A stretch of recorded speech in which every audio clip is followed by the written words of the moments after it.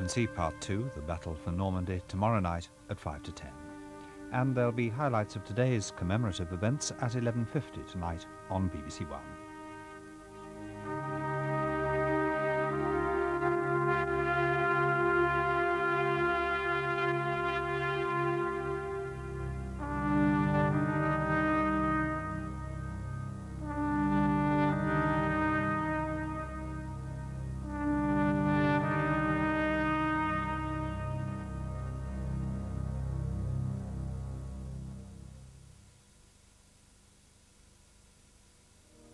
Few of us on parade this morning have known the awful weight of war, with all its horrors and yet its comradeships. Humanity cries out for peace and the assurance of peace, and you will find in peace opportunities of duty and service as noble as any that bygone battlefields can show. Keep then the message of these colors ever before you, and the honor of your regiment and of your country will rest safe and sure in your hands. Jasper is aboard. Or is he just bored? How would you like a complete change of routine? We have a job that's a little out of the ordinary. But our man from the ministry is soon distracted from the job in hand. Do you do nudes? There was a life class at the School of Art I went to, but I never really kept it up. Models are expensive. I'm not. Starring Michael Maloney, Come and arrange me how you want me. Look, are you sure this is all right? Mariah Aitken and Leslie Phillips. Disgraceful, Bertie. What are you talking about, Mabel? I can explain everything. How do you like me? Love on a Branchline begins next Sunday at 9:10 on BBC1.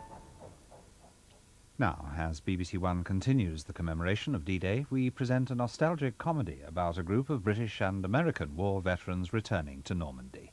Alec Guinness, for whom this play was especially written by Roy Clark, is joined by a prestigious cast in A Foreign Field.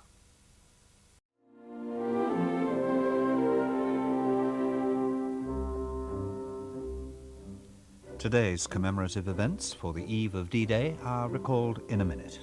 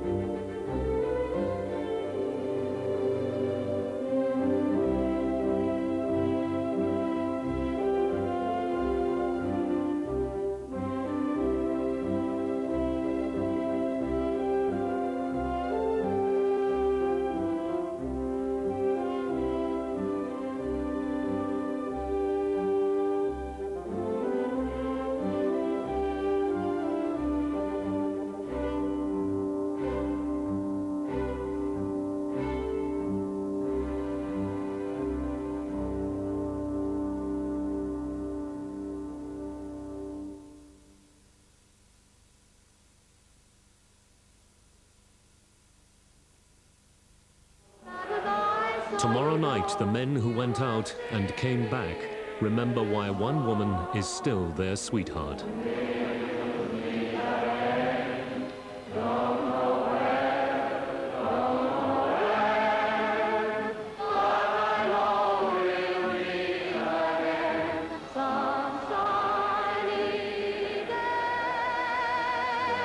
Dame Vera Lynn makes good that old promise with Bob Hope and 1,000 Allied veterans in a live concert from the QE2 in Cherbourg Harbour, D-Day evening at 7 on BBC1.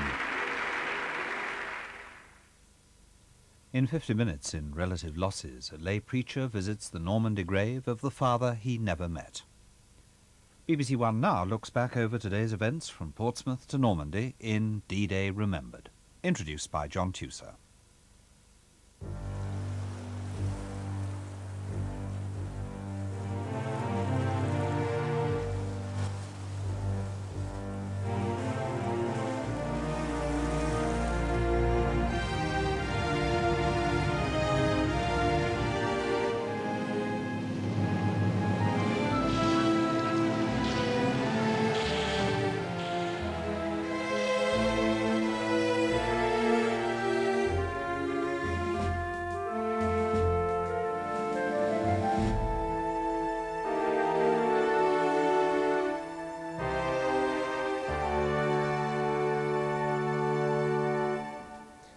Good evening from Normandy on this D-Day weekend, the second day of commemoration of the D-Day landings of 50 years ago.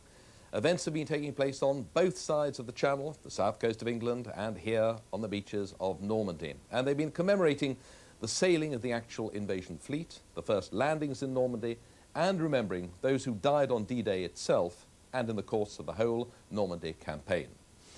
The events included, amongst other things, a flight past of aircraft, both modern and historic. Then there was that extraordinary review of the 81 ships from the 14 nations involved in the Normandy campaign off the Isle of Wight in the eastern Solent. Here in Normandy itself, a commemorative airdrop by 1,000 paratroops and an extraordinary return to Pegasus Bridge. And then in mid-Channel, a ceremony in memory of all those who died in Channel operations during the campaign.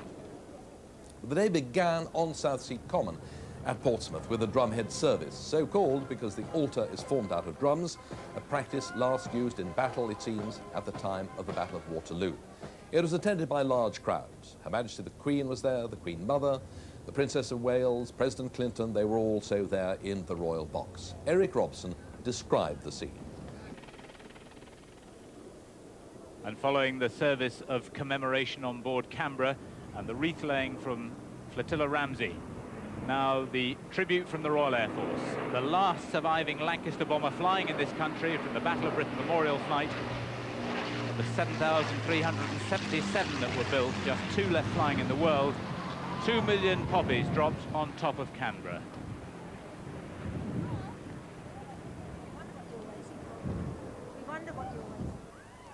So June the 5th, 1994 commemorated the events of 50 years ago. Then the decision to land had been taken. The force embarked, the 6,000 vessels were on their way across the Channel. The element of surprise was total. The first paratroop landings had taken place. The liberation of Europe was on its way. Tomorrow, all the events come from Normandy.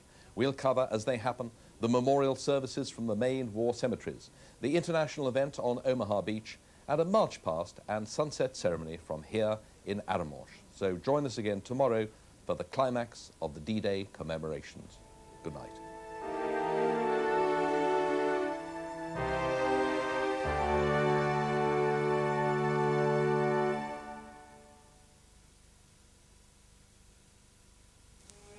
Memories brought to life of liberating a besieged Europe. The streets were lined with happy, happy people. Allies meeting for the first time. A prisoner tasting fresh air. Memories of D-Day. The whole of Europe was like some enormous crossroads. American director George Stevens' unique war footage, The Long Road to Peace. To every Allied soldier, I say, well done indeed. The Road to Berlin. The BBC commemorates D-Day, Thursday at 9:45 on BBC2. In our final D-Day programme for tonight on BBC1, lay preacher Michael Fass visits the grave of the father he never met. I was born on the 22nd of June 1944, and my father, who was serving with the Welsh Guards in Normandy, heard the news of my birth and toasted his new son with his friends. Minutes later, he was killed.